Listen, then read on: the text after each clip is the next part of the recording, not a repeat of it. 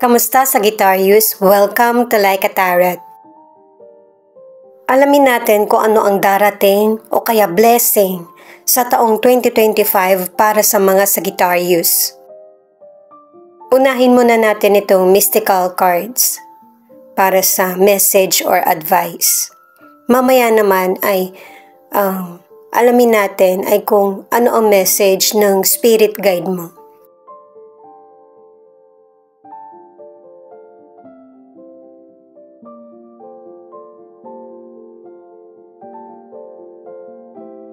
Itong mga card na ito ang nagsasabi na mahalin mo yung sarili mo.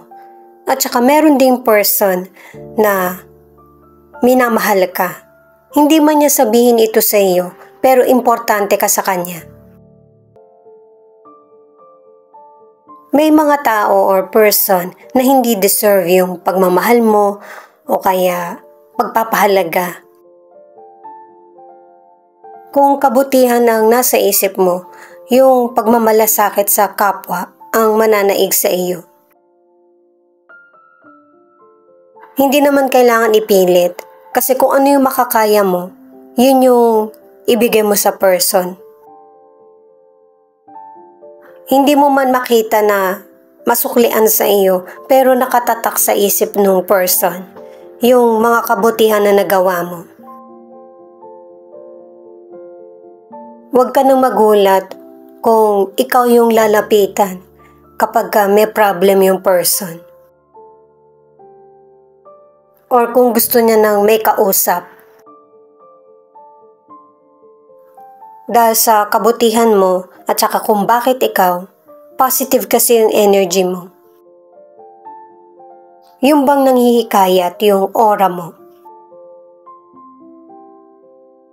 Happy ka man or may konting dinaramdam, hindi naman nananatili yung negatibong emosyon. Positive energy pa rin yung dala mo. Yun yung nakikita ng kapwa mo sa iyo. Ito naman yung message ng spirit guide mo. 8222. Your guardian angel telling you to be grateful for the blessings that you have received. Wala pa man sinasabi na sa iyo na merong magandang darating sa iyo sa taong 2025. Gamit ang tarot cards, alamin natin kung ano ang dapat mong i-focus, ano ang ma-achieve mo, ano ang hadlang sa taong 2025. Paalala para sa mga bagong viewers na ang reading na ito ay timeless reading. General reading at guide po lamang kaya hindi po magre-resonate sa lahat. Kunin mo lang yung akma sa sitwasyon mo at kung kailan mo ito napanood, yun ang start ng 1 week reading para sa iyo. Ikaw na bahala magpalit kung si person mo ito o ikaw.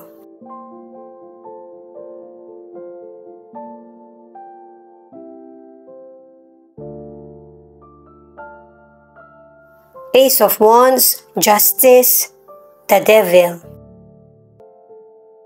Itong mga cards mo napakasimple at saka direct to the point na yung success na gusto mo makamit ay makakamit mo at saka kung meron mang unfair na nangyayari sa buhay mo, makukuha mo yung hustisya. May person kasi na hindi mo na nga nilalabanan pero yung maling gawain ay nagpapatuloy pa din. At saka hindi ka naman nagwi-wish ng masama sa kapwa mo, pero papabor sa iyo yung kapalaran.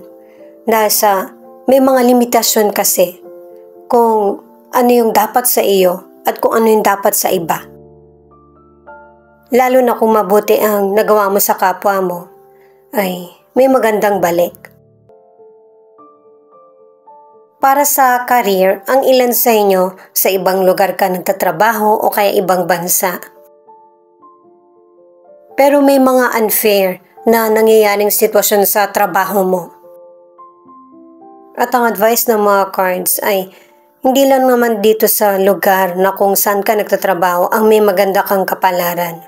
Tapusin mo ito at magsimula muli.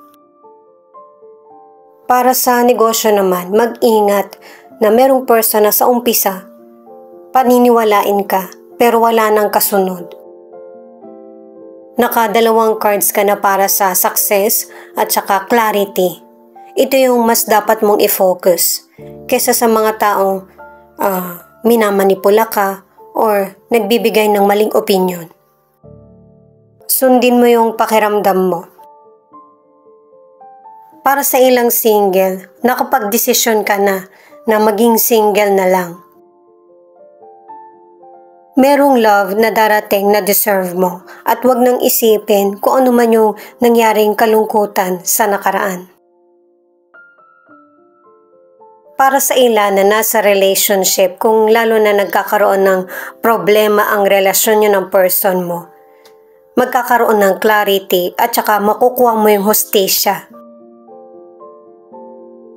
Nakadalawang cards ka na ang tingin mo hindi ka na makakawala sa ganitong ka-unhappy na relasyon. Pero may paraan at yung universe mismo ang gagawa nito para mapunta na sa happiness ang buhay mo.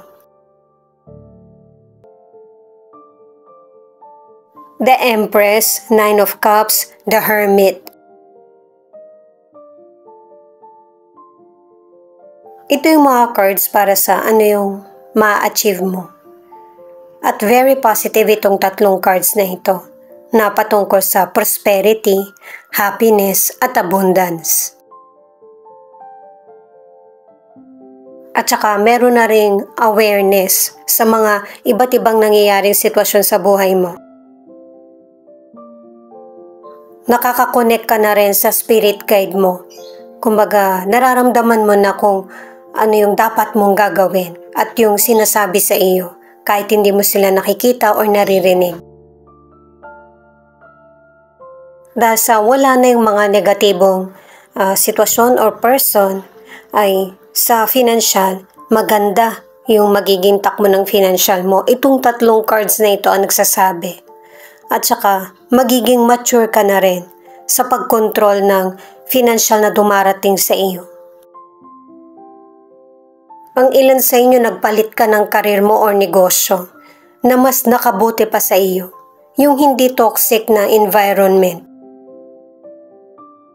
May ilang person na hindi kalakihan yung kita mo pero masaya ka sa trabaho mo kasi walang sagabal.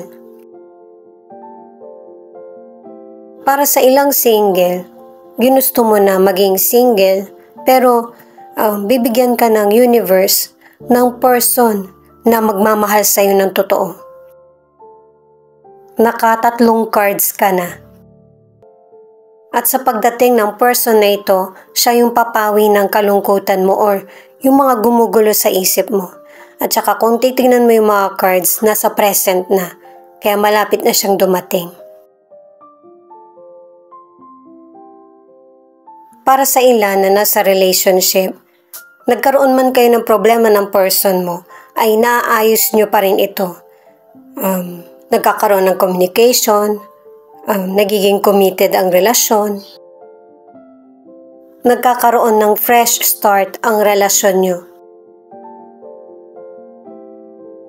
Ang ilan sa relationship, mas gusto mo na magkaroon ng bigger commitment, yung magpakasal na, or yung mas lalong magkaroon ng maraming time sa relasyon. Pero hindi ito nangyayari at dinaramdam mo. At ang suggestion ng mga cards ay sikapin na magkaroon ng koneksyon sa person kahit gaano man kayo ka-busy. Six of Cups in reverse, Ace of Cups, King of Cups. Ito naman yung cards para sa hadlang.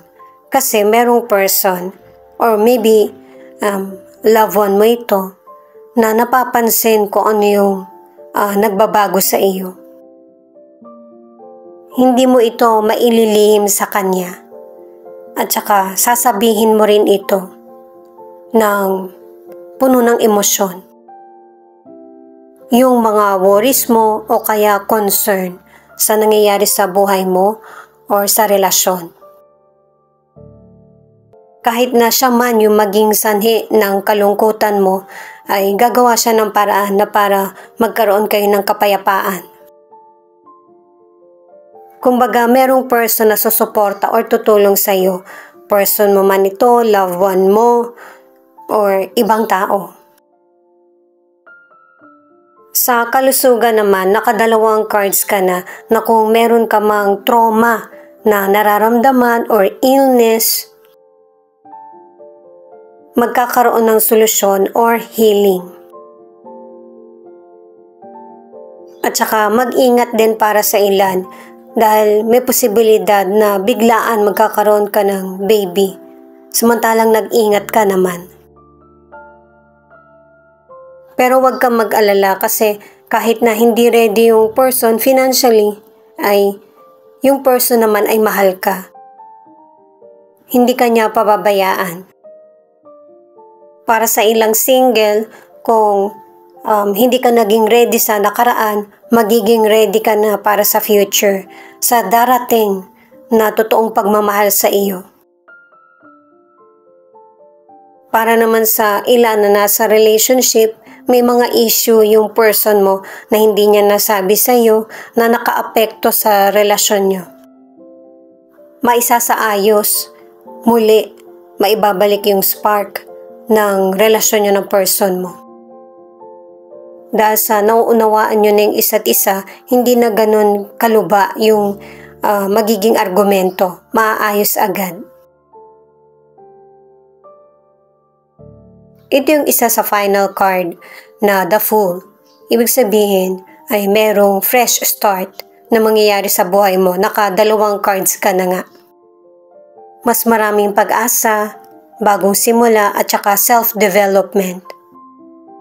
Pinapaalala din sa iyo na tinutulungan ka ng spirit guide mo.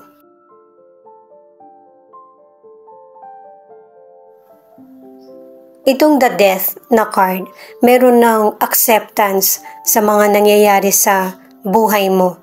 At saka meron ng self-transformation. At saka pinuputol mo na rin kung ano yung mga unhealthy na cycle na nangyayari sa buhay mo. Mas iwe-welcome mo na yung mga positibong dumarating sa buhay mo.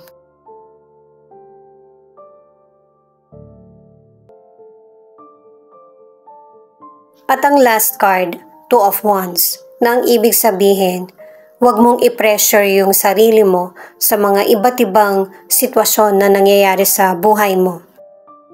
Malaki ang tsansa mo at saka meron ka ring abilidad para maisaayos kung ano man yung nangyayari or dumarating sa buhay mo. At saka i-appreciate mo din yung mga possible choices na darating sa buhay mo. Kasi magiging worth it pa rin naman ito. Makakatulong pa rin sa progress mo. Hiling ko na lahat ng mga pangarap mo sa taong 2025 ay magkaroon ng katuparan. Happy New Year!